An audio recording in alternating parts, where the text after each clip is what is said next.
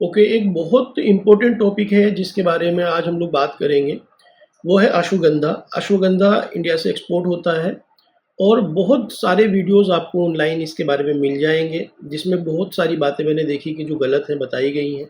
उसी पर आज क्लैरिटी करेंगे हम लोग। और अश्वगंधा अगर आप एक्सपोर्ट करना चाहते हो तो किन-किन बातों का ख़्याल रखना है।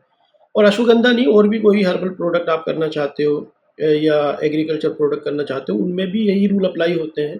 तो चलिए मैं आपको समझाता हूँ, स्क्रीन पर आप देखते रहिएगा और मैंने ये आपके लिए स्लाइड बनाई है और इस पर आप समझते हैं। तो होता क्या है कि अश्वगंधा जो है वो जिन लोगों के लिए नया है वो समझ लीजिए कि ये जो पत्तियाँ हैं, इस तरीके की इसकी पत्ती नज़र आती है। लेकिन इसमें जो एक्सपोर्ट होने वाली जो चीज़ है वो ये है, ये जो इसका रूट है, इसी की रूट से ही जो है ये चीज़ें एक्सपोर्ट होती हैं। जो यूज़ में आने वाली चीज़ है वो इसकी ये जड़ है यानी रूट है। तो इसकी अलग-अलग फ़ॉर्म में होता है। आज हम समझेंगे कि रो एक्सपोर्ट जो है वो मिथ है, रो एक्सपोर्ट नहीं होता है अश्वगंधा। दूसरा, reality of international market we will try to understand here.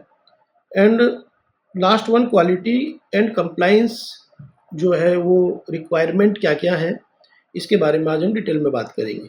Online में जो बहुत सारे मिथ हैं उसके बारे में हम पहले बात कर लेते हैं कि है क्या एक्चुअली, कि गाँव लोग क्या कह रहे हैं कि भाई इतना आसान है, गाँव से खरीदो और एक्सपोर्ट कर दो।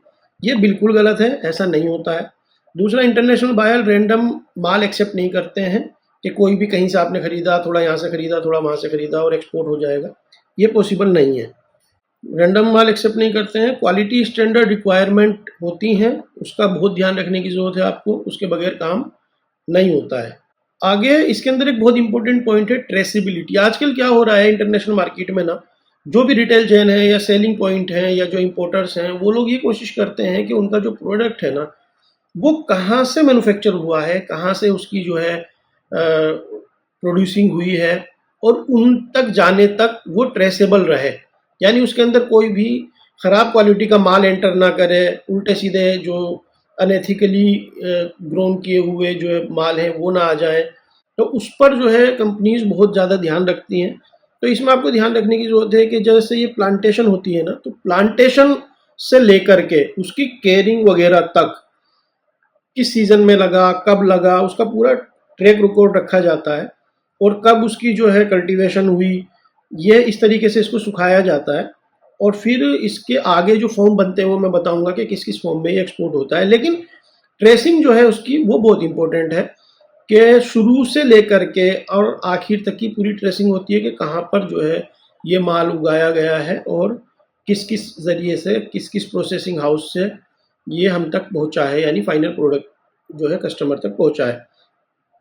तो इसमें फार्म हाउस है या फार्म सोर्सिंग आइडेंटिफिकेशन होता है। बैच ट्रेसिबिलिटी सिस्टम इस्तेमाल किया जाता है, बैच सीज़न में कौन से बैच में ये उगा है, कौन से बैच में इसकी प्रोसेसिंग हुई है। सप्लाई चेन डॉक्यूमेंटेशन ये पूरा इसको मेंटेन करता है। अब इसमें एक बहुत इंपॉर्टेंट फैक्टर है, वो है लैब टेस्टिंग का। हैवी मेटल के लिए इसको टेस्ट किया जाता है ना। पेस्टिसाइड इसके अंदर जो है वो कितना है, क्या किस मात्रा में है, कितनी क्वांटिटी में, इस पर जो है काम होता है, इस पर टेस्टिंग होती है। माइक्रोबायोलॉजिकल टेस्ट होते हैं, ये सारे टेस्ट के नाम मैंने यहाँ पर लिख दिए, आप देख सकते हैं।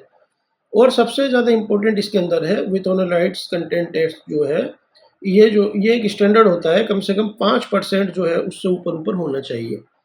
ठीक है। तो स्टैंडर्डाइज्ड एक्सट्रैक्ट के बारे में हम बात करेंगे। रॉ रूट डिमांड की लिमिटेड है, वो कोई होलसेल कंपनी या रीसेलर ही कोई खरीद ले एक अलग बात है, प्रोसेसिंग हाउस खरीद ले एक अलग बात है। अदरवाइज रॉ रूट जो है वो एक्सपोर्ट नहीं होती है। फार्मा बायर जो है उनको एक स्टैंडर्ड एक्सट्रैक्ट चाहिए, स्टैंडर्ड क्वालिटी सिस्टम है उसके अंडर में उनको जो है वो बाइंग करते हैं।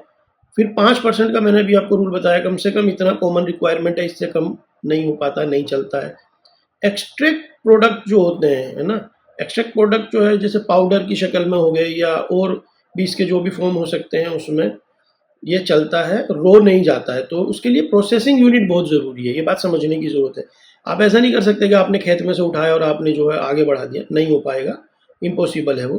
तो इतने बड़े-बड़े जो आप देख रहे हो, इतने बड़े-बड़े जो है प्रोसेसिंग हाउस होते हैं, लगे होते हैं सेटअप, तो कैसे ये पोजीशन हो जाएगी? क्लीनिंग का अपना प्रोसेस है, ग्राइंडिंग का अपना प्रोसेस है, एक्सट्रैक्शन का अपना प्रोसेस है, उसके लिए मशीनरी चाहिए होती है, ग्राइंडिंग के लिए मशीनरी चाहिए होती हैं, और स्टैंडर्डाइजेशन के लिए मशीनरी चाहिए होती है, पैकेजिंग के लिए मशीनरी चाहिए होती है। तो इसके बगैर भाई बहुत बड़ा सेटअप की ज़रूरत होती है, उसके बगैर काम नहीं हो सकता है। फिर उसके बाद क्या होता है, कस्टमर को कंप्लायंस चाहिए। कस्टमर जो है जीएमपी कंप्लायंस या एफडीए रजिस्ट्रेशन के बगैर काम ही नहीं करता है, क्योंकि खाने की आइटम है और उसके बगैर कस्टमर नहीं काम करेगा। क्वालिटी कंट्रोल सिस्टम जो है वो बहुत इंपॉर्टेंट है।